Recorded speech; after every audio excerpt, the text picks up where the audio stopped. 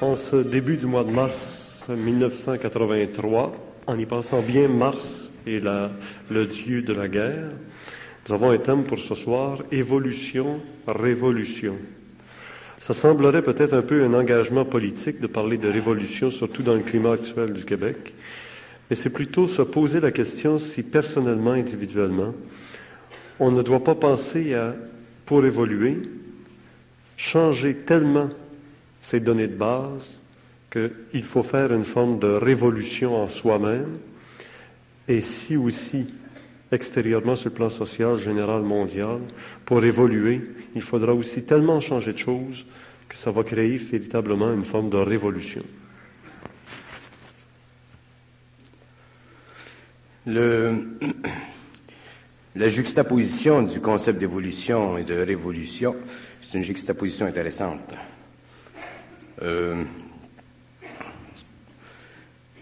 Il faut les bien situer, ces deux concepts, parce qu'ils ont une fonction très, très différente. D'ailleurs, ils ont une profondeur très, très différente, très opposée, dans un sens. Le concept de révolution, c'est un concept politique.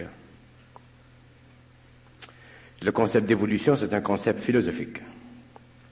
À l'intérieur du concept de révolution, naturellement, il y a une certaine philosophie.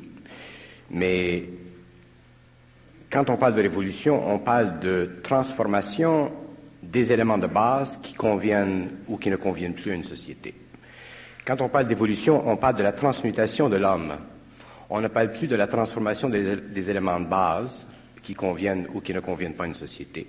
On parle de la transformation du matériel humain, du matériel psychique de l'homme. Donc, l'évolution n'est pas dans les mains de l'homme, tandis que la révolution est dans les mains de l'homme. Alors, la grande différence de catégorie ou la différence caractérielle de ces deux concepts naît justement du fait que la révolution, elle est planétaire. L'évolution, elle est cosmique. La révolution, elle est planétaire parce que les dimensions psychologiques, matérielles, philosophiques de ce concept ou de son actualisation dans le monde relèvent du potentiel humain réfléchi par l'ego. Tandis que l'évolution relève non pas du potentiel humain réfléchi par l'ego, mais relève des forces dans l'homme qui traversent les plans subtils de sa conscience, le mental, l'émotionnel, le vital, le physique, et qui éventuellement transmutent l'homme, autrement dit, lui donne une nouvelle accession à un nouveau programme de pouvoir. Dans la révolution, le pouvoir n'existe pas. Quand je parle du pouvoir, je parle de l'accession de l'homme à l'esprit. Tandis que dans l'évolution, le pouvoir existe parce qu'éventuellement, dans l'évolution, l'homme doit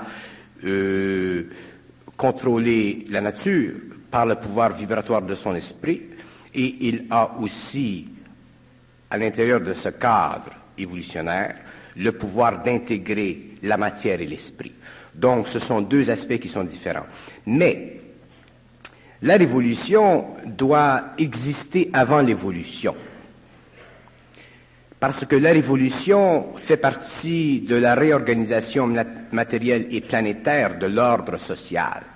Et la réorganisation matérielle et planétaire de l'ordre social doit arriver à un état maximal. C'est-à-dire que la société doit maximaliser ses atouts vis-à-vis tous les individus sur le plan matériel avant que ces individus puissent extérioriser leur esprit dans le cadre de l'évolution. Autrement dit, l'évolution ne peut pas commencer dans une société tant que cette société n'a pas, sur le plan matériel, organisé son matériel de base d'une façon telle qui permet à l'homme, mentalement, émotivement, vitalement et physiquement, de pouvoir absorber l'énergie de l'évolution et ne pas avoir à s'inquiéter des éléments qui sont fabriqués à la base de sa vie et qui constituent la nature planétaire de sa conscience et de sa vie. Autrement dit, pour que l'homme puisse évoluer, il ne faut plus qu'il ait de problèmes matériels. Si l'homme a des problèmes matériels, quand je parle de l'homme, je ne parle pas de l'homme nécessairement individuellement, mais je parle de l'homme en tant qu'être appartenant à une collectivité. Si l'homme doit évoluer, à un certain moment, il faut qu'il ait l'esprit libre pour pouvoir subir le choc vibratoire et transformationnel de l'énergie cosmique qui entre en lui et qui aspire toutes les matières de vibration, de basse vibration, pour transmuter ses corps et éventuellement l'amener au stage du surhomme ou de la conscience totale. Donc, il est évident que l'évolution est beaucoup plus plausible, par exemple, dans un pays où il y a un certain équilibre politique, économique, que dans un pays où vous avez une scission entre les classes très riches et les classes très pauvres. Parce que l'homme pauvre a besoin, pour évoluer, d'avoir accès à de l'information. Il a besoin, pour évoluer, d'avoir accès à une sorte de généalogie très, très continue de la réserve de connaissances qui existe sur les paliers les plus élevés de la conscience humaine. Et s'il est retranché dans des conditions de grand appauvrissement, il est évident qu'au lieu d'évoluer, autrement dit, au lieu de venir en contact avec des données ou des connaissances qui font partie de la lumière, il viendra en contact avec des données ou des connaissances qui font partie de la magie noire, comme nous retrouvons dans les pays très pauvres où les masses appauvries s'adonnent à des études ou à des activités qui font partie de la magie noire et qui sont représentées dans la nomenclature ésotérique, comme le voodoo, par exemple. Donc, si nous prenons le concept de révolution avant et en explorer ses aspects pour en voir les aspects positifs et les aspects négatifs, nous réalisons que l'homme, quel que soit son idéalisme politique, quel que soit son idéalisme économique, sera obligé un jour de réaliser que la révolution ne peut pas être un panacée, ne peut pas être une arme qui puisse donner à l'humanité une conscience supérieure. Ce n'est pas la révolution qui puisse créer une conscience supérieure, ce n'est pas la révolution qui puisse créer un gouvernement supérieur, ce n'est pas la révolution qui puisse donner à l'homme une philosophie consciente et parfaite de la vie. La révolution, ce n'est que l'expérience karmique, astrale, animique de l'homme vis-à-vis son passé et en fonction d'un futur qui est collectif. C'est une condition expérientielle à l'intérieur de laquelle beaucoup d'hommes souffrent, beaucoup de femmes souffrent, beaucoup d'enfants souffrent. La mort, elle est présente à tous les jours. Et dans la révolution, il n'y a pas de paix. La paix qui vient après la révolution, souvent, est une paix qui déjà est entachée d'une mémoire sanglante. Donc, l'esprit de la nation est affecté par le bruit, par l'abrutissement de la révolution, à moins qu'il se soit passé 2, 3, 4, 5 siècles qui ont facilement éliminé cette mémoire. Par exemple, une révolution d'il y a 10 ans ou une révolution d'il y a 2, 3, 4 générations, une révolution d'il y a 300, 400 ans, comme la Révolution française, sont des révolutions qui, aujourd'hui, sont perçues différemment parce que le temps, efface l'histoire. Dans ce sens que le temps efface la mémoire de la souffrance, bien que l'histoire soit enregistrée dans les annales et dans les archives de l'humanité. Si nous parlons de la révolution dans un temps comme aujourd'hui, où il y a énormément de communication dans le monde, et où il y a énormément de polarité dans les activités politiques, les activités économiques, où il y a énormément d'intérêts d'un part et d'autre, d'un camp ou d'un autre, je trouve que les gens qui sont révolutionnaires dans l'âme sont des gens qui ont une vertu, mais ce sont des gens qui, d'une façon ou d'une autre, devront réaliser éventuellement à l'intérieur de leur propre historicité individuelle que la révolution ne les a pas amenés là où ils ont voulu aller.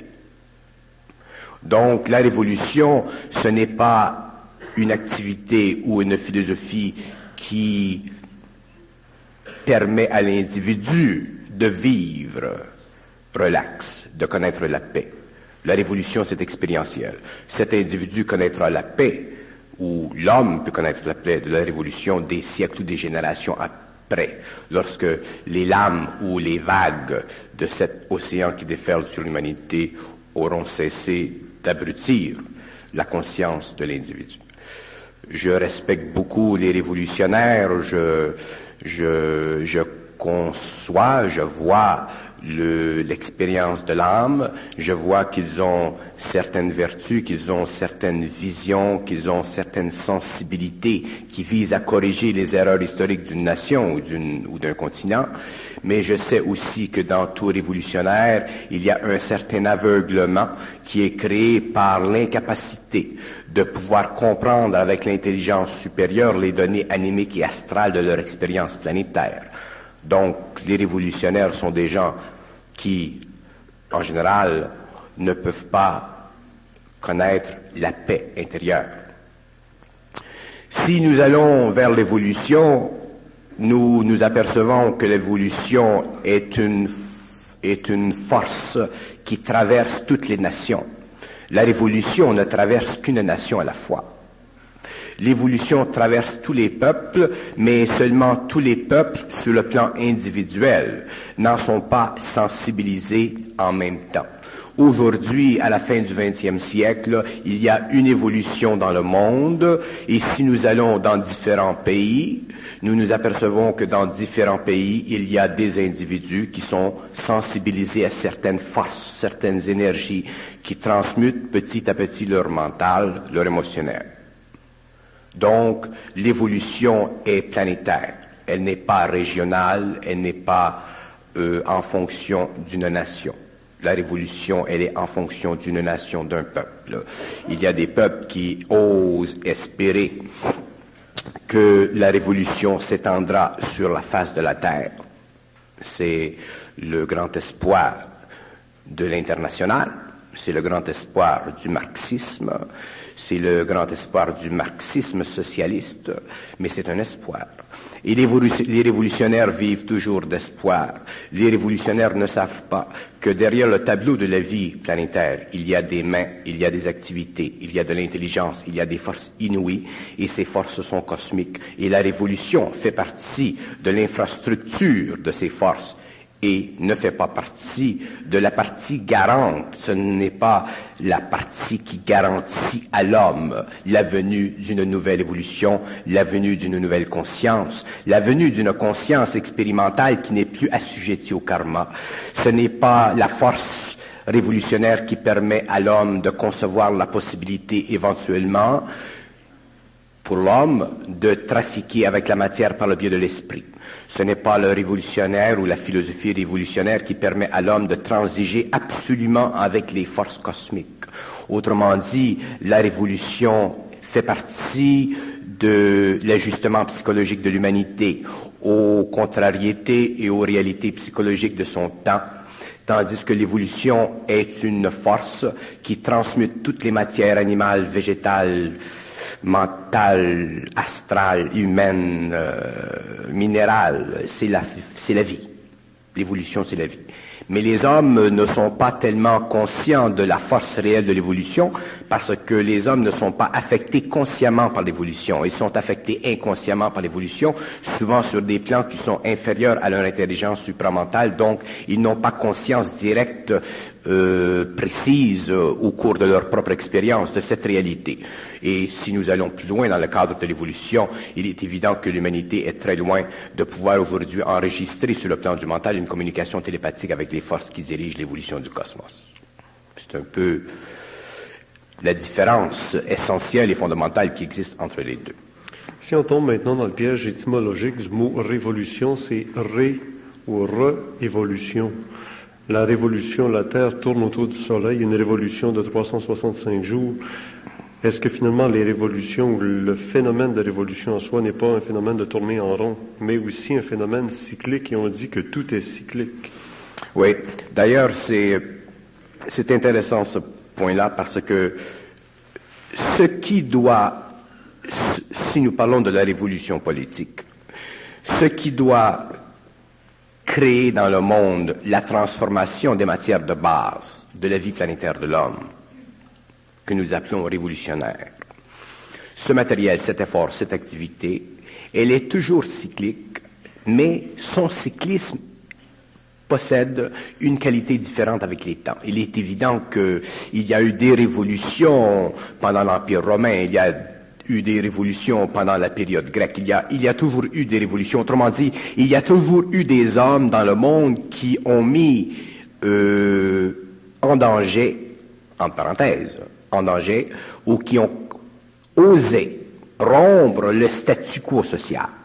Il y en a toujours eu. S'il n'y avait pas eu de ces hommes, de ces âmes très fortes, très courageuses, qui ont mis dans le monde, qui ont changé ou qui ont osé changer le statu quo, nous n'aurions pas connu l'évolution politique, l'évolution sociale que nous connaissons.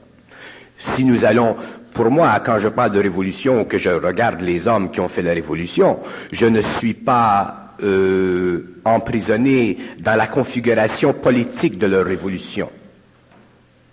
Alors, la révolution, du point de vue politique, pour moi, ne m'intéresse pas parce que je ne suis pas politique dans ce sens. Je suis politique dans un autre sens. Je suis très apolitique vis-à-vis de la révolution, mais je suis très politique vis-à-vis de la vie. Alors, la révolution, telle que les hommes, ces grands hommes l'ont vécue, elle faisait partie de leur expérience. Mais l'homme découvrira, éventuellement, qu'il s'achemine lentement vers un état d'esprit, l'homme du Verseau, vers un état d'esprit qui éventuellement pourra lui permettre de comprendre parfaitement la différenciation psychologique qui existe entre différentes nations, mais dans ce temps-là, il y aura des forces qui pourront donner à l'homme suffisamment de vues objectives pour neutraliser cette différenciation. Ce qui crée la révolution dans le monde aussi, ce qui permet à certains individus de vivre en tant que révolutionnaires, c'est parce que eux voient un aspect du spectrum de l'évolution. Ils ne voient qu'un aspect. Et voyant cet aspect, le ressentissant d'une façon profonde, ils vont de l'avant avec les outils qu'ils ont, souvent le courage, la fortitude, et ainsi de suite. Mais l'homme doit aller plus loin que la révolution. L'homme doit un jour comprendre que la révolution fait partie de l'expérience de l'âme. Et si l'homme n'est pas conscient de ceci, il sera lui-même prisonnier, victime de sa propre révolution. Beaucoup de révolutionnaires meurent à l'intérieur de la révolution. Et ceux qui ne réussissent pas à mourir réussissent à s'apercevoir éventuellement que la révolution ne leur a pas donné ce qu'ils avaient osé idéaliser. Pour que la révolution survive autant, il faut que l'homme la projette dans une forme d'idéalisme. Et l'idéalisme, ça n'existe pas. L'idéalisme, c'est l'effondrement psychologique de l'impossibilité du mental inférieur de l'homme. Lorsque l'homme sera dans une conscience supérieure, lorsque l'homme aura contact avec les forces qui font partie de sa conscience cosmique, il ne pourra plus être idéaliste. Il sera extrêmement pratique, mais sa practicalité ou son pragmatisme sera tellement perfectionné qu'il n'aura plus besoin d'idéaliser la forme. Il la comprendra d'une façon parfaite et il pourra se servir du temps pour la contrôler et en contrôler l'éclosion et l'évolution et le développement. Que ça prenne 200 ans, 300 ans, 400 ans, 500 ans. Nous avons, par exemple, au XXe siècle, l'expérience d'un homme que je respecte beaucoup sur le plan initiatique et aussi sur le plan humain, ce fameux Gurdjieff. Lorsque la révolution russe a éclaté, Gurdjieff est parti dans les montagnes de Russie avec ses amis. Il avait un certain nombre d'amis. Et il est parti avec eux et il a attendu que la révolution cesse. Et ensuite, il est revenu, il est passé en Europe, il a commencé à travailler. Gurdjieff était beaucoup trop intelligent pour se servir de son intelligence d'une façon réactionnaire. Parce qu'il avait une intelligence objective. Et donc, et pourtant, il était un très grand révolutionnaire. Les hommes qui créent une pensée nouvelle sont effectivement des révolutionnaires, mais ce sont des révolutionnaires qui travaillent avec le temps. Ce ne sont pas des révolutionnaires qui brisent les formes avant le temps ou qui cassent les cerveaux avant le temps. Ce sont des hommes qui travaillent avec les forces de vie, ce ne sont pas des hommes qui travaillent avec la matière.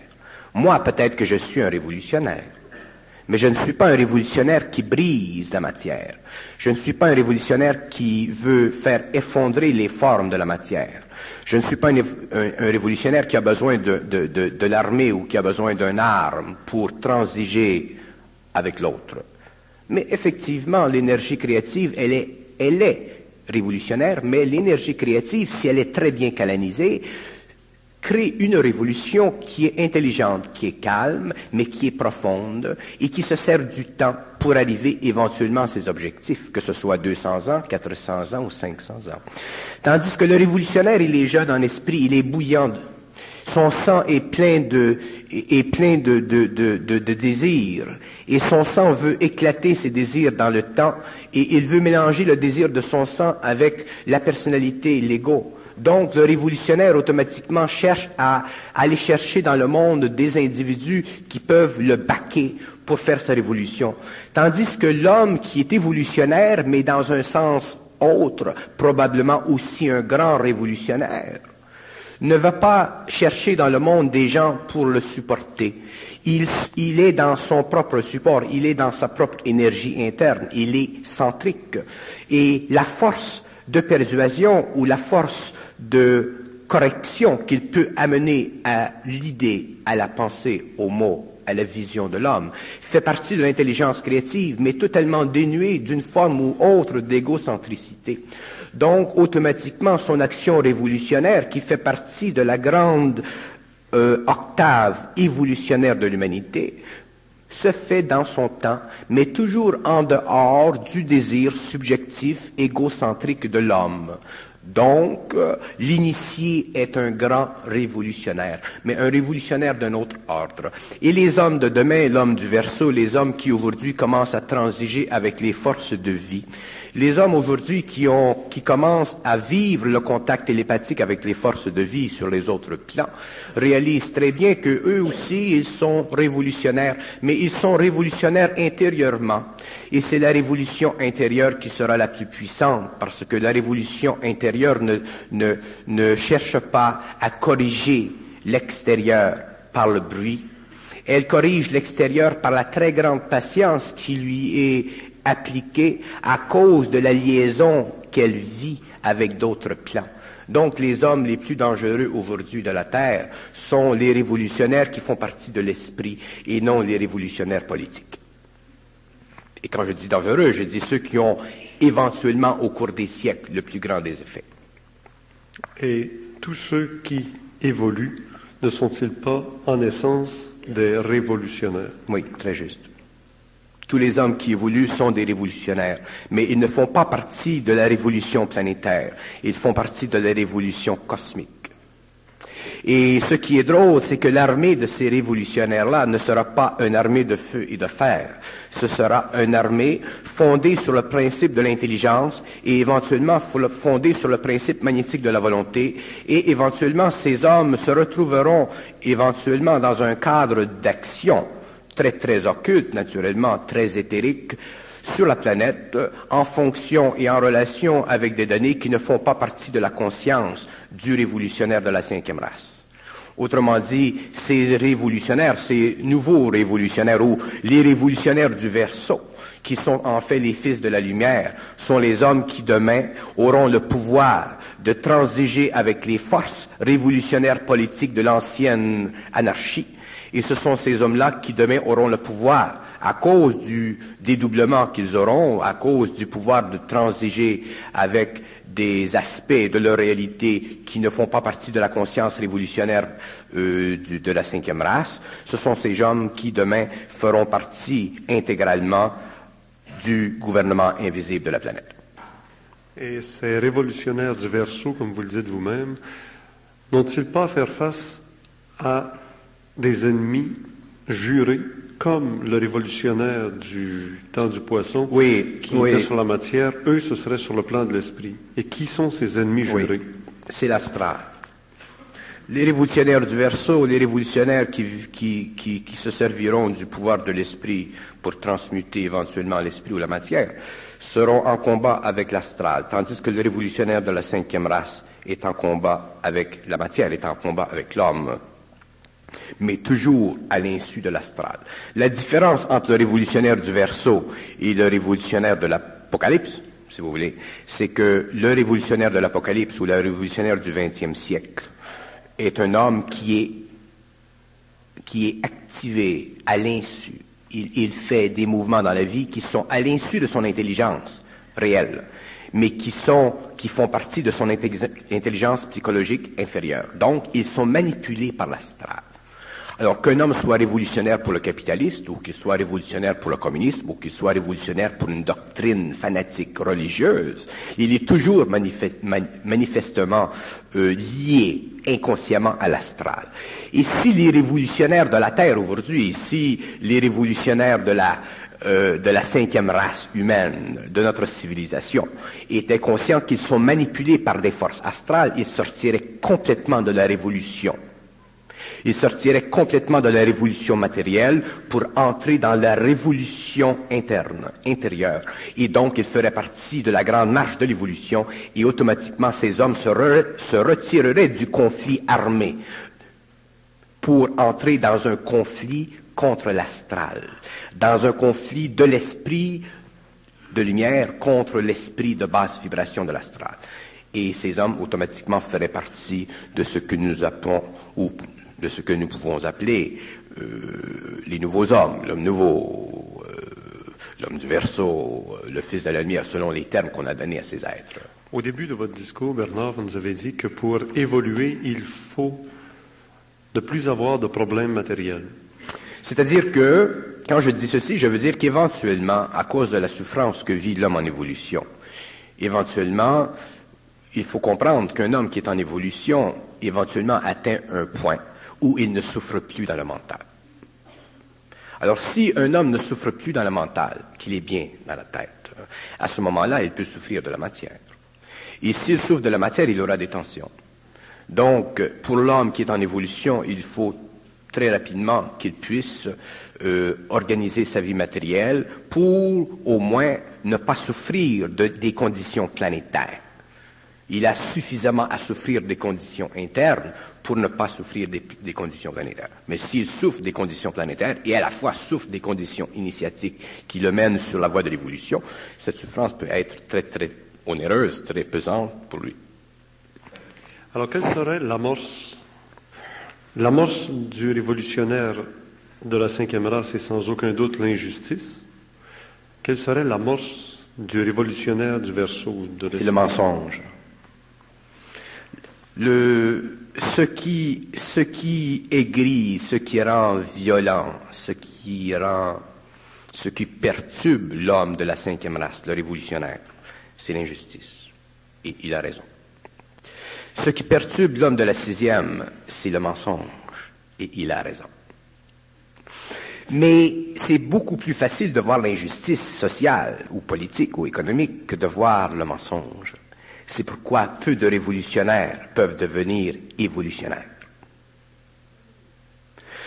Pour devenir évolutionnaire, pour être évolutionnaire, il faut être très très conscient des lois de l'esprit, il faut être très conscient des lois de l'astral, il faut être très conscient du phénomène de croyance qui a été imposé à l'humanité en bloc.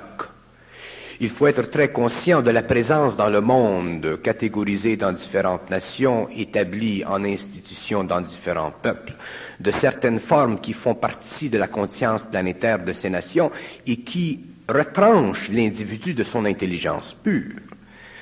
C'est très difficile pour l'homme de la cinquième race de pouvoir même s'imaginer qu'il peut être absolu dans sa conscience.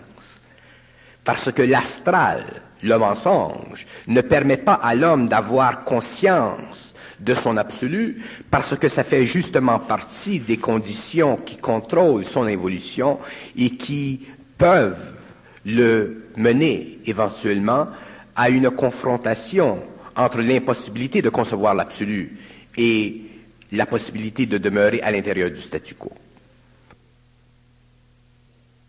Pousser les frontières de la science, la prochaine étape de l'homme, ce sera de pousser les frontières de l'absolu.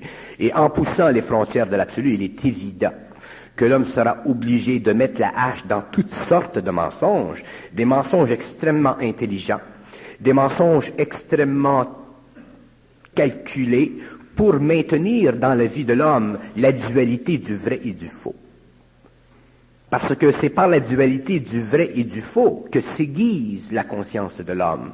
Mais c'est par la dualité du vrai et du faux que se termine son intelligence. L'homme qui est dans l'intelligence universelle, qui est dans l'énergie de l'intelligence, n'a pas besoin du vrai ou du faux.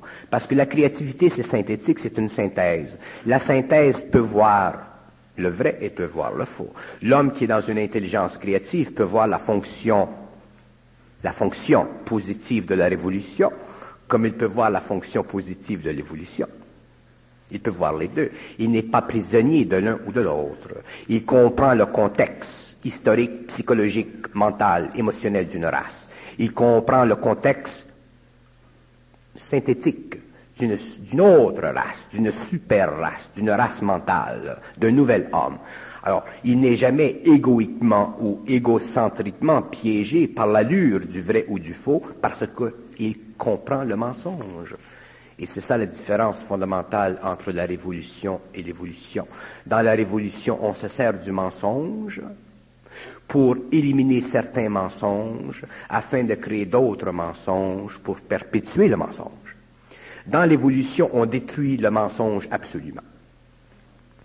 De quelle façon celui qui est révolutionnaire de l'esprit, révolutionnaire du verso, comme on disait tantôt, peut-il sensibiliser les êtres éteints qui ne se rendent pas compte qu'ils sont victimes du mensonge? Un peu, comme sur le plan physique, un révolutionnaire dans un pays où il y a une domination, il n'a pas toujours des amis partout dans la population qui est même opprimée. Il aura de la misère à prouver aux gens opprimés qu'ils sont opprimés, effectivement, qu'ils subissent une injustice. De quelle façon, donc, le révolutionnaire du verso ou de l'esprit réussira-t-il à réveiller les gens victimes du mensonge qui ne se rendent même pas compte d'être victimes d'un mensonge? Par sa parole. Par le verbe. Par le verbe. C'est l'outil le plus puissant qui existe. Un homme qui a la parole peut parler avec n'importe quel homme.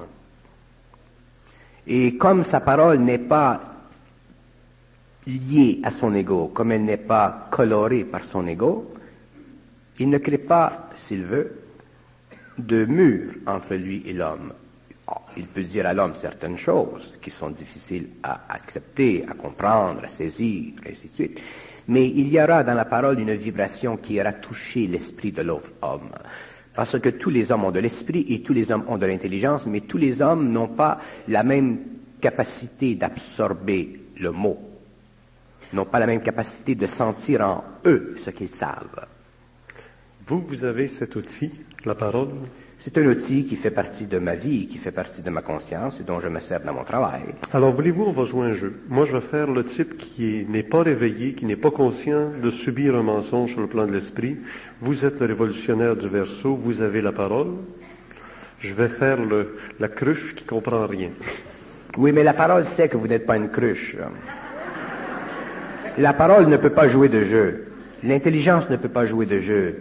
L'intelligence, elle est réelle, elle est là, elle est sensible, elle sent, elle est vibratoire et elle fonctionne en fonction de la vibration. Elle ne peut pas jouer de jeu.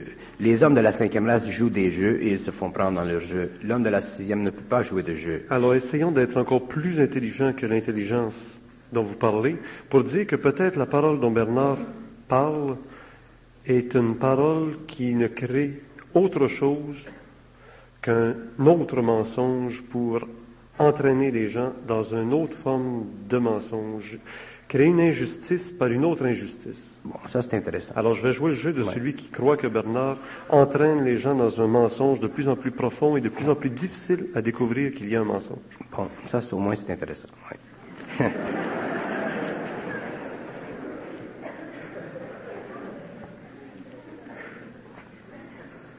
Alors, révolutionnaire du verso, comment pouvez-vous me convaincre que nous sommes victimes d'un mensonge? Bon, premièrement, l'intelligence n'essaie jamais de convaincre l'homme. Une des grandes qualités de l'intelligence créative, c'est qu'elle n'essaie pas de convaincre l'homme parce que lorsque l'homme essaie de convaincre l'homme, c'est parce que son intelligence, elle est égocentrique. Donc, son intelligence essaie d'aller chercher chez l'homme un support pour se concrétiser, pour se sécuriser elle-même. L'intelligence créative qui passe dans l'homme, qui passe dans tous les hommes ou qui peut passer dans tous les hommes, n'a pas besoin de s'auto-réfléchir, elle n'a pas besoin d'aller dans le monde et chercher de l'appui, elle n'a pas besoin de convaincre l'homme. Si elle travaille dans le monde, éventuellement elle éveille l'homme, et éventuellement lorsque l'homme est éveillé, il est lui-même dans sa propre intelligence. Convaincre, le phénomène de la conviction est un phénomène qui est très dangereux, parce que lorsque l'on veut convaincre ou lorsque l'on est convaincu, on est tous les deux piégés par l'astral. Un homme qui veut convaincre un homme est un homme qui veut aller chercher dans l'autre un support pour se donner lui-même une sécurité. L'homme qui vit de la conviction d'un autre, qui est convaincu d'un autre, automatiquement aussi est piégé par sa propre insécurité. L'homme n'a pas besoin d'être convaincu par un autre homme. L'homme doit être dans son intelligence. S'il est dans son intelligence, il verra ce qu'un autre homme dit. Alors, ce que l'homme a besoin, ce n'est pas d'être convaincu ou de convaincre, c'est de voir. Si l'homme voit, il comprend. Et s'il comprend, il peut très facilement parler et expliquer ce qu'il voit. Et s'il explique facilement et bien ce qu'il voit, automatiquement l'autre qui le reçoit d'une façon non convaincante, le recevra d'une façon intelligente. Donc son intelligence vibrera à l'intelligence de l'autre. Donc l'intelligence qui fait partie des lois de la vie pourra se greffer chez l'homme. Et éventuellement, elle pourra s'éveiller et éventuellement l'homme verra ce que l'homme doit voir universellement et qui fait partie de tous les hommes. Donc, la chose la plus dangereuse pour l'homme, c'est de convaincre l'homme, et la chose la plus dangereuse pour l'individu, c'est d'être convaincu. Vous nous avez déjà dit que nous étions au tournant d'une époque où de grands jeux se joueraient et le destin ou l'avenir du monde se jouerait entre ceux qui voudront totalement posséder l'homme. Et j'ai comme l'impression que c'est comme au moment où le bateau coule. Et ce n'est pas le temps d'essayer mièvreusement, doucement, de faire comprendre à quelqu'un que s'il attend trop, il va se noyer en même temps que le bateau va couler. Mais il va falloir le convaincre. Il n'y a pas des occasions où on doit fouetter un peu pour convaincre. L'intelligence créative qui est dans le monde aujourd'hui, qui se répand de plus en plus dans différentes nations, va éventuellement créer un raz-de-marée petit à petit, parce que l'homme ne peut pas empêcher l'évolution, donc l'homme ne peut pas empêcher l'intelligence créative. Et les hommes qui ont une sensibilité quelconque à cette énergie vibreront à cette énergie. Donc, que le bateau soit en bonne voie ou qu'il coule, ça fait partie de l'expérience de l'homme. J'ai toujours dit que le hasard n'existe pas. J'ai toujours dit que l'homme, si il a suffisance d'esprit, peut évoluer. Tout est en fonction de l'évolution de son esprit. Tout est en fonction de sa sensibilité intérieure. Ce sont les formes. C'est la mémoire de l'homme qui le bloque de son intelligence. Ce n'est pas un problème d'intelligence. L'homme n'a aucun problème d'intelligence dans le monde. Vous ne seriez pas comme le bon pasteur qui va convaincre la brebis égarée de revenir et qui va même prendre la peine d'aller la chercher dans le bois pour la ramener à la bergerie. Vous ne feriez pas comme ce bon pasteur-là, vous lui diriez, il n'y a pas de hasard, elle est restée dans le bois, tant pis pour elle. Non, parce que le symbole que vous me donnez fait partie d'une expérience quelconque. C'est une expérience qui fait partie de l'intelligence créative qui essaie de montrer à l'homme que tous les hommes ont de la valeur. La parabole du bon pasteur, c'est pour montrer que tous les hommes ont la valeur, même ceux qui semblent ne pas avoir de valeur ont de la valeur. Ça fait partie d'une expérience. Il ne faut pas universaliser une expérience en fonction de tous les hommes ou de certains autres hommes. Moi, dans ma vie personnelle, si je savais vibratoirement qu'il y a un homme qui a une grande sensibilité, même s'il est meurtrier, d'ailleurs je le fais parce que je rencontre dans ma vie toutes sortes d'hommes. Je suis sûr que je rencontre beaucoup de ces moutons noirs, mais je sais qu'à l'intérieur du mouton noir, il y a une flamme, donc je les rencontre et éventuellement ils deviennent blancs. Mais ça, c'est normal, ça fait partie de l'intelligence créative. Ce n'est pas une vertu de l'homme, ça fait partie de l'intelligence créative, et l'intelligence créative travaille comme ceci, à travers ceux qui peuvent la vivre, qui peuvent la sentir. Il n'y a rien de particulier là-dedans. Alors, si vous êtes le révolutionnaire du Verseau... Je n'ai pas dit que j'étais le révolutionnaire du Verseau. Vous avez le verbe... Vous êtes en évolution. Je n'ai pas dit que je suis le révolutionnaire du Verseau, c'est les mots. Si vous dites à la télévision que je suis le révolutionnaire du verso, c'est fini, je suis lancé, hein? Et je ne suis pas le révolutionnaire. J'ai dit que l'homme qui est en évolution est effectivement un révolutionnaire. Il est le révolutionnaire du verso. Vous êtes le révolutionnaire du verso. Il y a dans la salle des révolutionnaires du verso. Il y a dans le monde des révolutionnaires du verso. Et moi, naturellement, je fais partie des révolutionnaires du verso. Alors, il y a une marge. Parfaitement d'accord avec cette définition que tous ceux qui sont en évolution sont révolutionnaires et sur le plan de l'esprit, ce sont ceux qui travaillent sur le plan du verso. Voilà. On généralise, d'accord. Il faut que je vous surveille toujours, moi.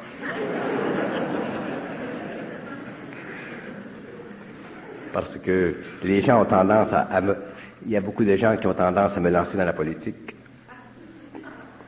C'est délicat. Une politique de l'esprit, peut-être? Ah, mais il faut l'expliquer. Si on parle de la politique de l'esprit, les politiciens, ceux qui font de la politique naturelle ne s'inquiéteront pas. Mais si on parle de la politique, là, c'est une autre paire de manches. La politique de l'esprit, la politique cosmique, ça n'intéresse pas les hommes politiques, excepté quelques-uns. Vous nous avez déjà dit que la religion, c'est la politique. La religion, c'est la politique de l'esprit. La religion, si nous allons sur les plans et que nous regardons l'organisation de la religion sur une planète, nous voyons qu'effectivement la religion est une forme de politique très très subtile qui est très importante, qui est donnée à l'homme pour des raisons extrêmement intelligentes, mais toute politique doit évoluer, donc la religion aussi. Pourrait-on dire que Bernard fait partie des grands prêtres ou des prêtres de la religion puisqu'il fait de la politique de l'esprit? Moi, je ne fais pas de la politique de l'esprit. J'essaie de dépoliser l'esprit. J'essaie de dépolitiser l'esprit. J'essaie de montrer à l'homme que certaines formes font partie de la politique de l'esprit. Je ne suis pas intéressé à d'autres mandats que ceci. J'essaie de montrer comment fonctionne la religion, de montrer la religion dans son cadre exact, dans son cadre involutionnaire, dans son cadre évolutionnaire. Quelle est la fonction de la religion? Pourquoi elle a été donnée à l'homme, la religion? Pourquoi elle était nécessaire, la religion? Pourquoi tout est nécessaire? Pourquoi tout dans le passé était nécessaire et bon? Pourquoi tout demain sera changé? C'est ça que j'essaie de faire. La religion, pour moi, c'est une très très belle et très grande forme qui fait partie de la grande accentuation sur les plans de l'esprit, de la vertu de la lumière. Mais l'homme, un jour, lorsqu'il entrera dans le cycle de l'intelligence qui fait partie du cycle du Verseau, ne sera plus prisonnier des lois psychologiques de l'humanité parce qu'il aura contact télépathique avec les plans qui eux-mêmes ont été responsables pour l'actualisation sur la Terre d'une forme politique que nous appelons la religion. Une fois que nous connaissons les mécanismes occultes ou voilés de l'activité spirituelle, à ce moment-là, nous ne sommes plus prisonniers de la forme, nous sommes derrière le rideau, nous voyons comment.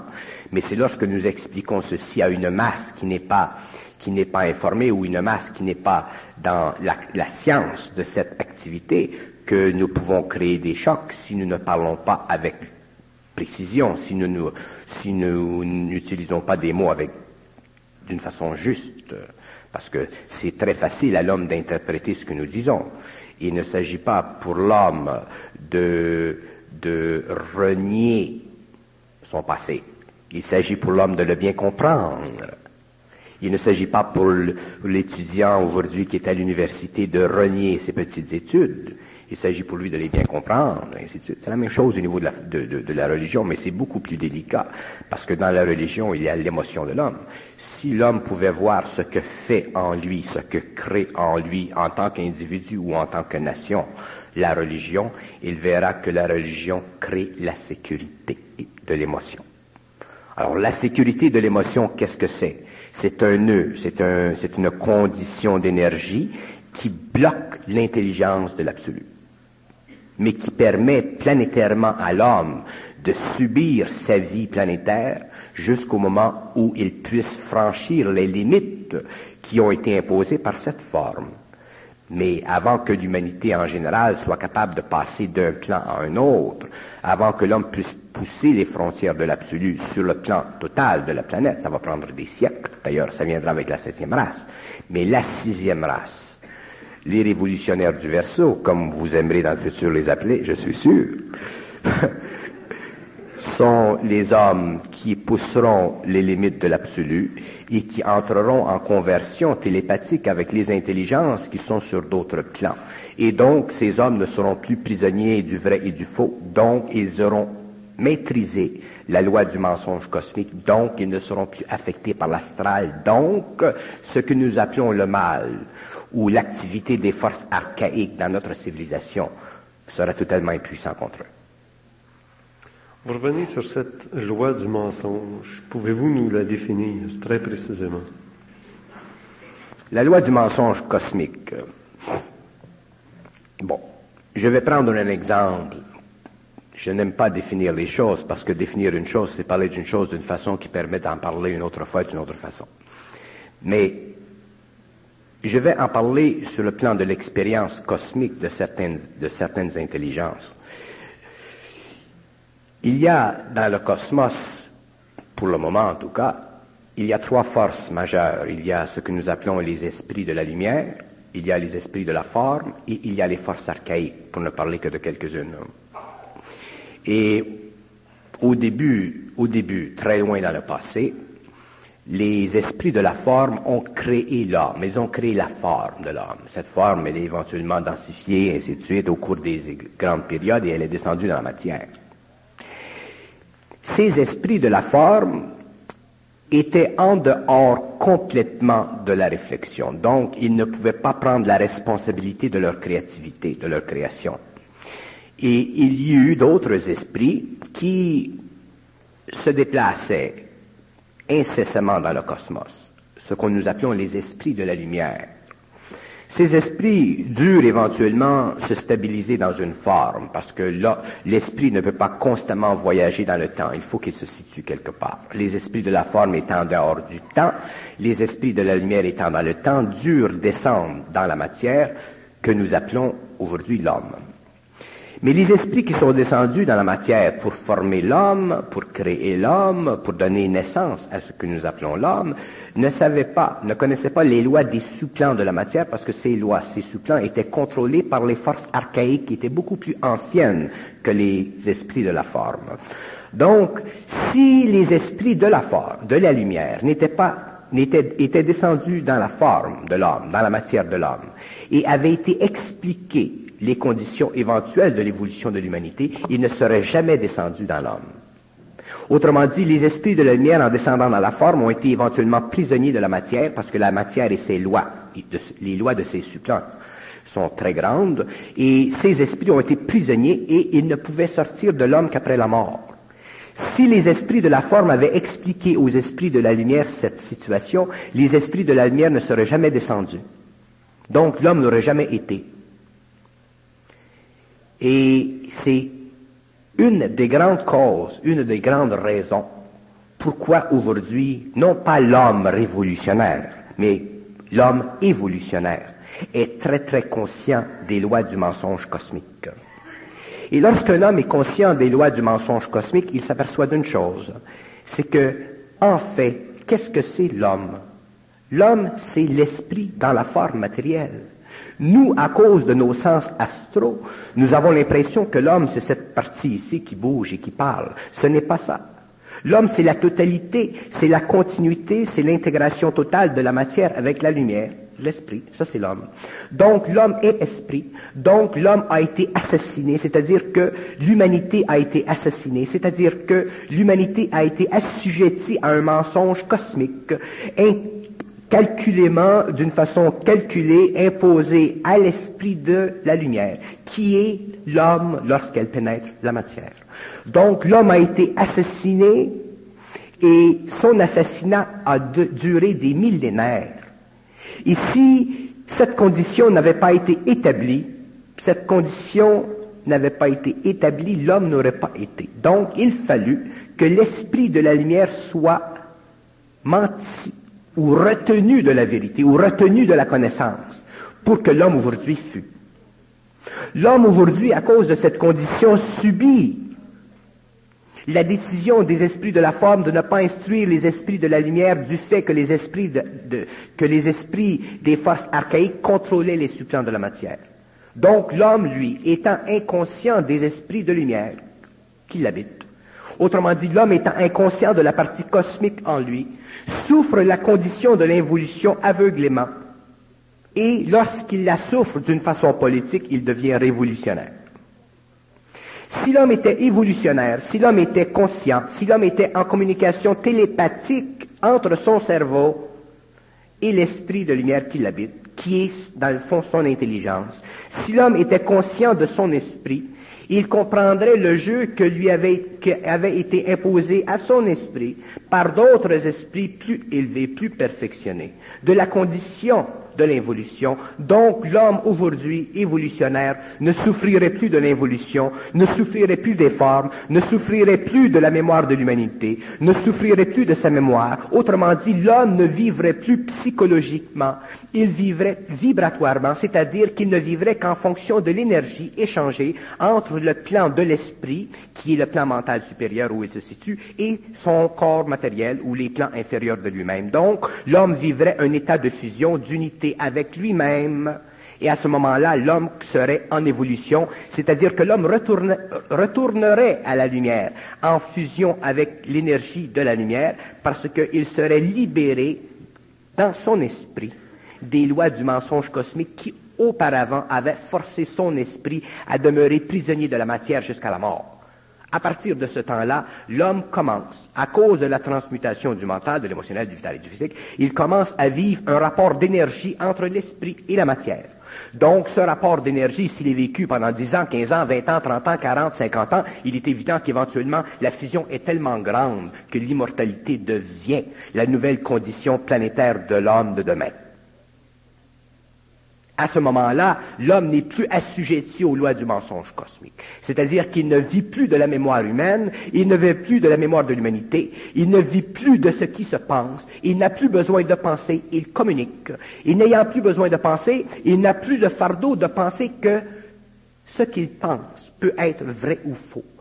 Étant totalement libre du vrai ou du faux dans la pensée, il est capable d'extérioriser pour la première fois depuis l'involution l'esprit, de faire descendre l'esprit dans la matière par la parole ou par le geste ou par l'action. Et à ce moment-là, il crée une super race qui sera la 6e.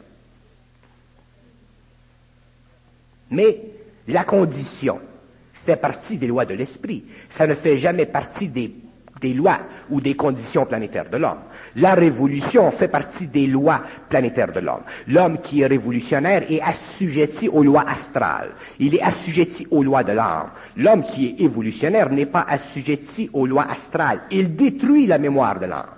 Il est obligé de détruire la mémoire de l'âme pour rompre avec l'astral, afin de diminuer le plus possible, vibratoirement, dans son mental, son émotionnel, son vital et son physique, la contamination planétaire de l'énergie de l'âme qui a servi dans le passé à maintenir les esprits de la lumière dans la forme, sous le contrôle des forces archaïques qui sont ceux qui régissent l'âme dans les plans astraux de la mort. C'est ça que l'homme devra un jour comprendre. Et lorsqu'il comprendra ceci, tout sera très très facile parce qu'à ce moment-là, il n'aura plus besoin de comprendre pour savoir et il n'aura plus besoin de savoir pour comprendre parce que son savoir, sa science, sera le produit d'une fusion et non le produit d'une intellectualisation, le produit d'une mémorisation, le produit d'un rappel égocentrique. Ce sera la connexion ultime entre l'infini et le planétaire, le cosmique et le planétaire, et la fusion qui en résultera créera une synthèse qui donnera ensuite à l'homme une conscience interplanétaire, c'est-à-dire une conscience qui lui permettra de se servir de son cerveau éthérique au lieu de se servir de son cerveau physique. Se servant de son cerveau éthérique, il pourra facilement communiquer par télépathie, traduire en ondes et en code la signification de l'intelligence de l'esprit pour le rapport qu'il doit avoir avec d'autres intelligences qui sont dans la galaxie que vous appelez des êtres extraterrestres. Donc, à ce moment-là, l'homme sera interplanétaire. L'homme pourra créer des systèmes, des vaisseaux, des sources d'énergie qui résulteront du contact entre l'énergie de son esprit et son cerveau éthérique. L'homme comprendra alors qu'est-ce que c'est que l'esprit. L'homme comprendra que l'esprit, c'est une énergie intelligente, pure et simple, Donc, ayant compris que l'esprit, c'est de l'énergie intelligente pure et simple, il aura déanthropomorphisé l'esprit. Donc, il aura tué Dieu dans le concept humain de l'infinité. Donc, il aura remplacé Dieu par une intelligence qui est absolue, au lieu de créer un Dieu absolu en se servant d'un concept qui fait partie de l'astralisation de son intelligence, autrement dit, qui fait partie encore du pouvoir de l'âme sur l'ego, autrement dit, qui fait partie encore du pouvoir des forces archaïques sur son esprit.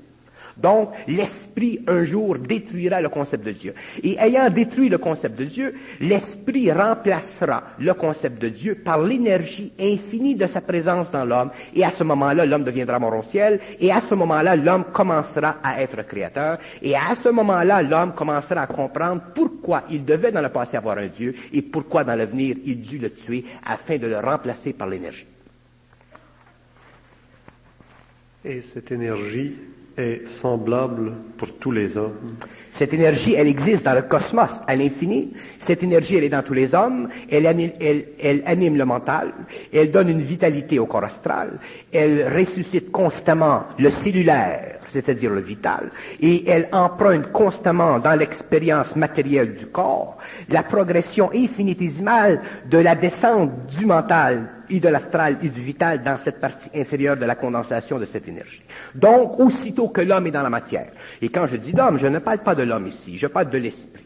Quand l'esprit est dans la matière, l'esprit est présent dans tous les fibres de la matière. Il est présent dans tous les aspects du mental, dans tous les aspects de l'astral, dans tous les aspects du vital, et il est présent dans tous les fibres cellulaires du corps physique. Donc, lorsqu'il est suffisamment présent, il n'y a plus de place dans la matière, autre que pour l'esprit. Donc, le feu électrique de l'esprit devient actif, et à ce moment-là, l'homme, ce que nous appelons l'homme, c'est-à-dire l'homme de demain, c'est-à-dire l'homme fusionné, c'est-à-dire le surhomme, c'est-à-dire l'homme qui n'est plus assujetti aux lois de la gravité, c'est-à-dire l'homme qui n'est plus assujetti aux lois planétaires, c'est-à-dire l'homme qui n'est plus assujetti aux lois du mensonge, l'homme qui n'est plus assujetti à la dualité, l'homme qui n'a plus besoin de penser, l'homme qui est créatif. L'homme qui est créatif devient à ce moment-là le nouvel aspect de la conscientisation de la conscience atomique dans le monde de la matière planétaire, cosmique, interplanétaire. Ça fait partie de l'évolution.